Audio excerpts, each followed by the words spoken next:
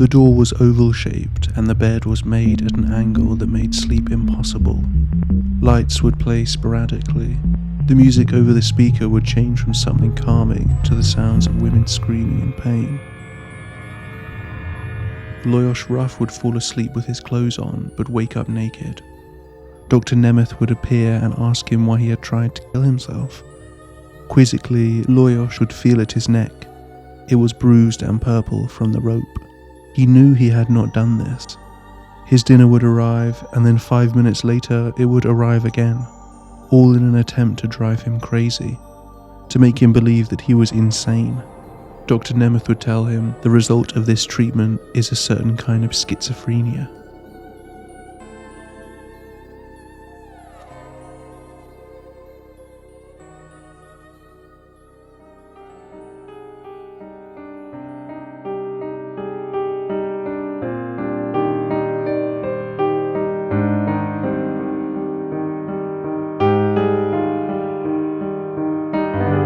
Lajos Ruff assumed it was his friendship with a French diplomat living nearby that put him in the sights of the AVH, Hungary's brutal secret police. All Western influences were looked at with suspicion, with the fear that they might spread what the AVH called the Western contagion.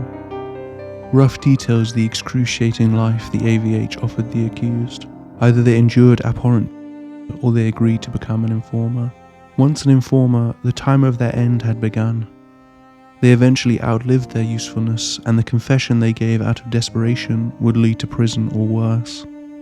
A friend of Ruff's once remarked, "If you are being asked to confess, remember, to become a traitor is the worst business in the world. You give everything to them without receiving anything in return." And so Lajos joined the resistance. For, as another friend once said, in Hungary, you can live honestly only in two ways, either by resisting the communist tyranny and sabotaging its machinery, or by living in a jail. Ruff began his resistance efforts against the government by writing and distributing leaflets. He invented an ingenious box that could disseminate leaflets with minimal risk. An alarm in the box would activate as his fellow workers left their jobs to head home. Once the alarm was set off, the bottom would drop out and the leaflets inside would be dispensed. Knots were fastened to the top of each box to make it easier to attach to apartments or window ledges. All resistance activity came out of the resistors' own pocket. The AVH monitored each worker's bank account obsessively for any irregularities. Even the act of writing a pamphlet was incredibly risky. Being caught with an illegal typewriter in your possession was a crime punishable by 10 years in prison. Lajos threw his in the river once he was done with it.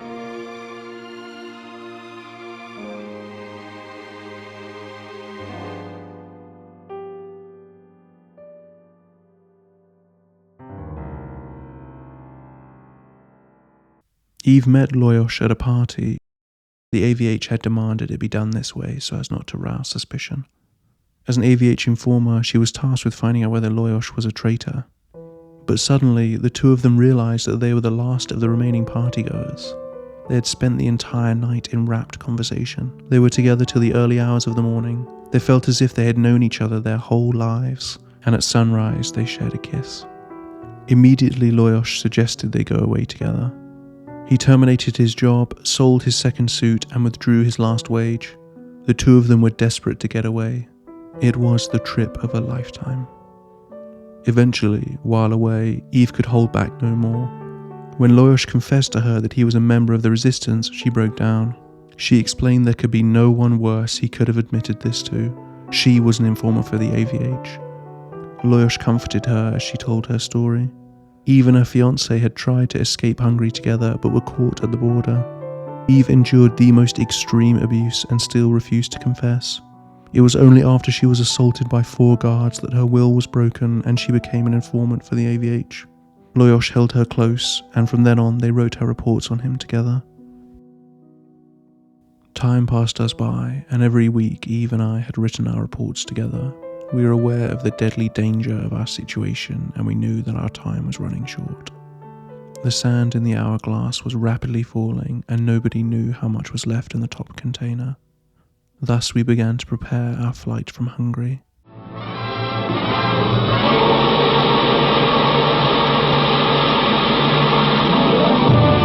This This is battered Budapest under the brutal Russian boot. Lajos recalls that in 90% of cases, it was enough to simply be seen by a native of the area around the border to justify the arrest of the prospective escapee. Locals were rewarded with radios and bikes and food for informing on potential refugees, but if they failed to inform, they were sent to prison. Border guards too walked this tightrope of reward and punishment. 200 forints and 2 weeks paid holiday were the reward for an escapee caught dead or alive. But the price for failure was a heavy prison sentence. 550 yards from the border, suspects were shot on sight. 55 yards from the border, the ground was covered in barbed wire that released traces into the air to alert the guards. From then on, the ground was littered with mines and traps. One day, Lajos found an AVH tail following him. Eve insisted she knew nothing of it. Lajos took a job at a hospital and boarded there a while in an attempt to lay low. On his 4th day there, Lajos was introduced to a new roommate. Bela Rosavolgi was 28 years old, intelligent and well-read, much like Lajos, and worked as a chief engineer. Living together, the two became fast friends. Bela went on to mention an invention he had patented and the bureaucratic difficulties he was having with the government. It wasn't long before the two began discussing politics. "I want to go to Korea," Bela stated. "Why?" "It's easier to escape to the west from Korea." Within 2 weeks, Lajos and Bela were discussing how they could escape. Bela said that his friend Kopashi, who worked in state planning, could get permission to enter the frontier zone. Lajos, ever cautious, asked a trusted friend to check out his new friend. All came back clear. Lajos himself looked into him and found him to be clean. He introduced Bela to his resistor colleagues and even trusted him enough to let him take papers out of the hidden closet in his apartment. Only days before their intended departure, with Eve on board too, Lajos left with Kopashi on his motorbike. As Lajos took his coat off, Kopashi said, "Take on your coat, Lajos." "But why? It is not too cold." "But please, put it on anyway. It is cool on the motorcycle."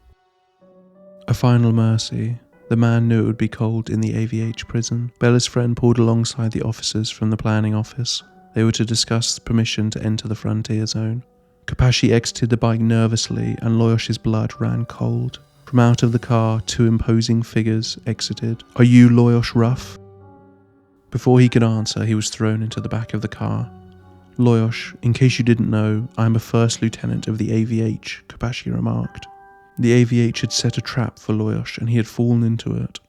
Bela was also part of the AVH. The whole operation had been a sting to catch him and those close to him.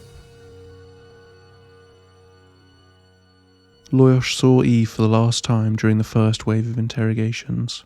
Already on the floor after having his chair kicked from under him, the interrogator opened the door and threw Eve into the room. "Do you know this woman?" "Yes." He was asked to confirm her identity and she was taken away again. Her face was pale and her eyes expressed horror. A month into his stay at the AVH prison, when the guards were trying to lure him into confessing and give up his friends, they permitted him to have books. On the final page of his favourite book, Dostoevsky's Crime and Punishment, he discovered words pricked into the paper by a needle. It could only be seen by being held directly against the light. It read, "My dear Lajos, I love you." This was her last message. Never again have our paths crossed. She was not present at my trial. Later, during the revolution, I'd asked a jail guard from the Faux Centre about her. The guard remembered her. After 8 months of torture, she was sentenced to death on the charges of treason and disloyalty, and was hanged.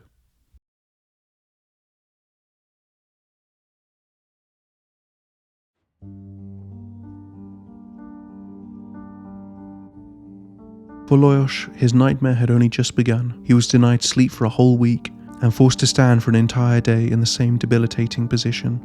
He was submitted to numerous agonizing modes of. When he would not confess, the AVH changed tact. Alone in his prison cell, forced to hold the same position hour upon hour, the door opened, and Lajos was introduced to Susie, his new cellmate. At his arrival, the microphones in the cell turned on. It was Susie's job to parade the life of the informer, the privileges given to those that submitted. He was chosen from those already charged, and he was offered early release if he spied on his fellow prisoners. While Lajos had to sit bolt upright with his hands on his knees, Susie would say, "I have permission for permanent rest." While Lajos was given a splash of black coffee and dry bread, Susie was given a full mess tin of milky coffee, fresh white bread, sausages, and fresh paprikas. When he became too full, he would flush his leftovers down their shared toilet. It was forbidden to share food, so Lajos slowly starved. From the way Susie sat, Lajos could tell where the microphones were. He did his utmost to get Lajos to confess, almost too well. Every once in a while, Lajos could hear in his words subtle attempts to confirm to the guards that he was trying his best, that he still deserved his rewards. As Lajos wasted away, his rations reduced further and further, his body breaking under the posture he was forced to hold. Susie became more and more aggressive, spitting at him, calling him a pig. He had his orders to do so, but it was also in his character. He hated me because I did not want to become the same miserable creature he was. I knew that he wanted to provoke a fight, and they were only waiting for me to touch Susie, and then they would have beaten me until I was half dead. The most difficult part was to see another living the life your stomach screamed for, wasting away their day in bed reading while you had to remain erect. Seeing their rich meals poured away into the toilet as if your stomach didn't ache more day after day. Eventually, having been spat at one too many times, Lajos struck Susie and his head smacked against the concrete floor, leaving him unconscious. He was taken out and Lajos was savagely beaten. Later on, Lajos would hear of Susie's fate. The AVH used his supposedly secret confession against him, and he was hanged. This was the price he had to pay for the little extra food. After that came 4 weeks of quiet. The guards left him alone.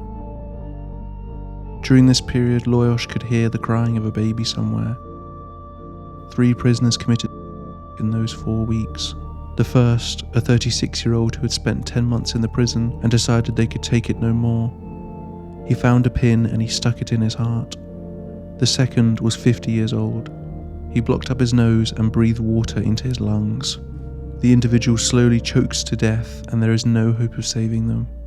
The final cut the sharp piece of tin taken from a washing basin. They were saved by medical staff. It came to Lajos' attention that he had a new neighbour in the cell next door. His neighbour was none other than the leader of the AVH from 1945 to 1952. Gaber Peter received fresh lemons, rolls, butter, ham, cakes, and fresh apples. Lajos knocked on the wall and his neighbour knocked back instantly. "How long have you been here?" Gaber asked. 3 months, Lajos replied. "I would suggest that you tell them what they want to know. If you avoid the rope, you can survive the jail and one day they'll release you. Do not expose yourself to more trouble. Do not let them expose you to radiation. The radiation ruins the nerves forever." One morning my door was opened. Number 414. When I stepped outside the cell, they put a hood over my head. I could see only directly in front of my feet. We crossed long corridors and the minutes seemed endless. The hood was taken off and I looked at the place of tragedies no less shocking than those of St. Bartholomew's Night, Auschwitz or Hiroshima. This room was the most frightening workshop of Soviet mental destruction, a psychological atomic reactor which is the symbolic apex of communist organization. Like the diamond on top of the driller, this room, guarded by armed sentries, can be found hidden at every headquarters of communist secret police. I glanced at the magic room. The room was 12 feet by 15 feet and a peculiar oval shape. At the middle of the wall facing the door was a window painted blue. It looked onto complete darkness. To his left was a comfortable bed with pillows and a nightstand. In the corner, a toilet. While to the right were 2 easy chairs. But what made the room so strange were 2 lamps, one on the nightstand and the other in the ceiling, both bolted in. They rotated constantly and filled the room with kaleidoscopic colours and shapes, changing and shifting like something from an LSD trip. Lajos suddenly realised that the furniture wasn't normal at all either. It was actually made from a translucent material that reflected all the colours of the rainbow, refracting the light from the lamps into ever-complicating colours and shapes. The walls were bedecked with psychedelic art of lines going on into infinity, and abstract paintings rendered in vivid colour. Only one spot was white. It was square, and Lajos would come to realise that it was a TV screen. He lay down on the bed and found that it sloped, meaning you could never quite relax. Suddenly, a young man in regular clothing joined Lajos in the room. "Would you like to eat?" he asked. First, I did not answer. I thought it was one of their dirty jokes. He noticed my incredulity and added, "Here, you can eat whatever you want." "I would like scrambled eggs, milk and rolls," I replied. 5 minutes later, I was served scrambled egg and rolls. They brought coffee instead of milk. The coffee had a special flavour. Strange sounds could be heard in the distance. A quiet weeping sound, the sound of crashing waves. Shadows danced around the room. Lajos submitted to the room and fell asleep, but woke with an excruciating headache. The room was unchanged except he had a new guest. The so-called master of the magic room, Dr. Laszlo Nemeth. Lajos followed the doctor's finger and saw a patch of blood on the ceiling above him. How did that blood patch get there? Do you want... Lajos felt around his neck and it was raw and bruised as if he had really tried to. His arm was then prepared for an injection. He would later learn that it was a concoction of hallucinogenic drugs. Dr. Nemeth was well educated and genial. He promised Lajos that he would not be hanged and that he was safe here. Nemeth would converse with Lajos for 4 to 5 hours each day, but in their first meeting, he revealed that Lajos would learn things that very few people knew, that he would eat from the tree of knowledge and visit the 7th circle of hell. I would like to warn you about one thing, however. If possible, please avoid the silver beam. It has an unusual effect on the brain. That night, Lajos was visited by the beam. It hung in the air for a moment, waiting for him to move. When he did, it began following him around the room. It came from the dark window he had noticed earlier. As its silvery beam was about to touch him, Lajos remembered the doctor's warning, and what had Gaber also warned him about. But try as he did, he could not escape it. Even if he hid behind the furniture, its beam could penetrate right through the translucent material and reach him. Accompanied by the sounds of women weeping, he knocked at the door begging to be let out, but no one answered. Eventually he submitted and let the beam touch him. Dr. Nemeth entered the room in slacks and a shirt. He began to talk to Lajos in a completely different way to before. He swore and shouted. He told a strange story about a peasant girl he had once known, with creepy erotic allusions. He inquired constantly about his sex life with Eve, and when Lajos would refuse, the doctor would demean her. Life began to fall apart entirely for Lajos. He would wake to realize that they were feeding him and fall asleep again. He would have dreams so vivid he thought that they were real. Then the TV on the wall began to mimic his dreams. It would suddenly play erotic orgies, the camera moving in to show the act in extreme detail. It would then change suddenly to show a pleasant landscape view, but then the landscape would appear to be a woman's naked body. Arms and legs and toes floated out in space, attached to nothing, with no grounding. For a full 10 minutes, images of detached human limbs would float across the screen. Next to the images were the same hallucinogenic lines and colours and shapes that spun around the room. The images would then change to a man walking through a staircase and flying off his balcony.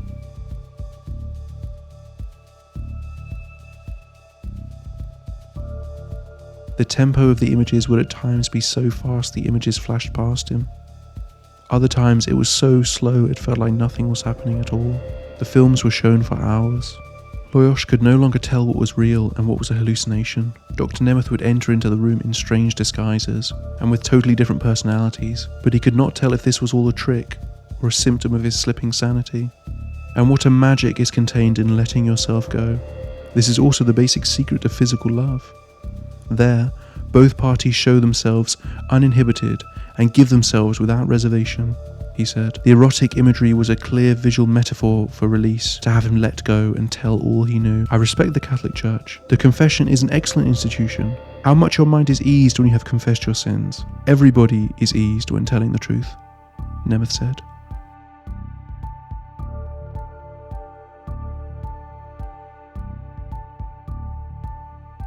Lajos bent to the whims of the room. He forgot about the world he once knew. The magic room offered more than enough to distract him. It was impossible to avoid its constant effects. He became weak and lethargic and slept all the time. Eventually, Lajos woke to find the door to the room open. Lajos thought about it for a moment and then promptly fell back asleep. Very suddenly, the images became graphic and terrifying. One image showed a man scratching his brain through his head and then replacing his hand as if nothing unusual had happened. A woman would stroke her hair, and with that stroke she would somehow shave a piece of her hair off until she was entirely bald. Vivid images of tooth extraction and pain were shown over and over again. Perhaps you will become insane. The result of this treatment is a certain kind of schizophrenia, Dr. Nemeth remarked to him. The doctor waxed on about his science of schizophrenia and its link to the creative intellect. How the schizophrenic loses touch with hard reality and finds abstract meaning outside of social reality. They jump from one topic to the next, missing the obvious relationship, and see great certainty and normalcy in the relationship of totally innocuous things.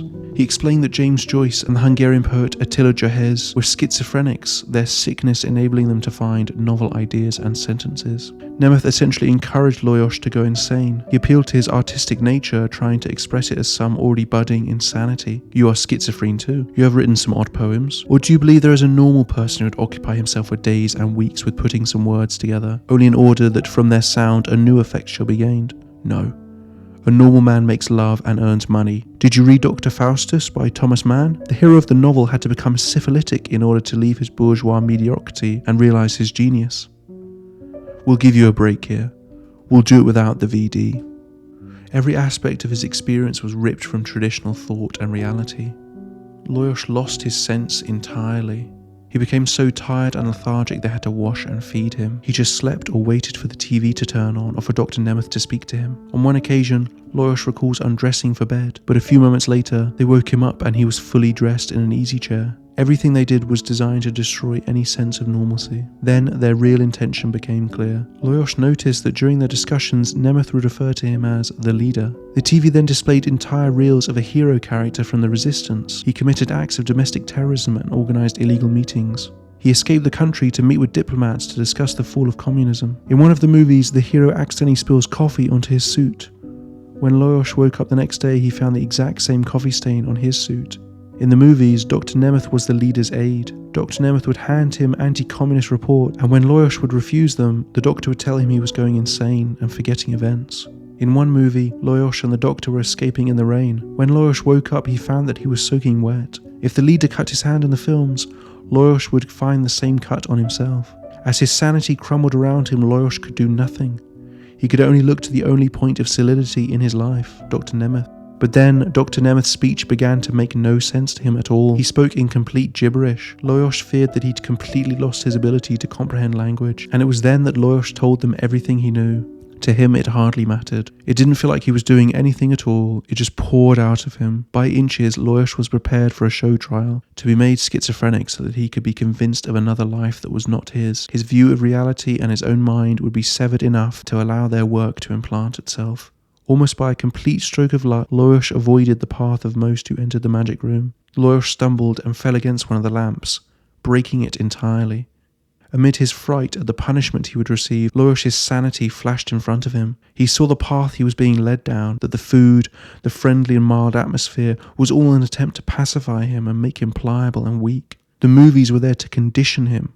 He set about destroying everything in the room in an attempt to feign violent madness. He ate no food and smashed everything they brought him. After many attempts to pacify him, never resorting to beatings or punishment, Nemeth decided he was beyond recovery, and while he was asleep, he was shipped off to the insane asylum of the AVH. In there, Lajos would meet 6 others whose minds had been completely annihilated by the magic room. Lajos' torture did not end here. He would spend time in the asylum, and then eventually 3 years in prison. Both of these periods are even more harrowing than the narrative just expressed to you. Finally, during the 1956 Hungarian Revolution, he was released and saw freedom. Lajos Ruff went on to live a long and fruitful life, living until 2023 last year, and dying at the age of 92. Please let us know if you wish to hear more of his story.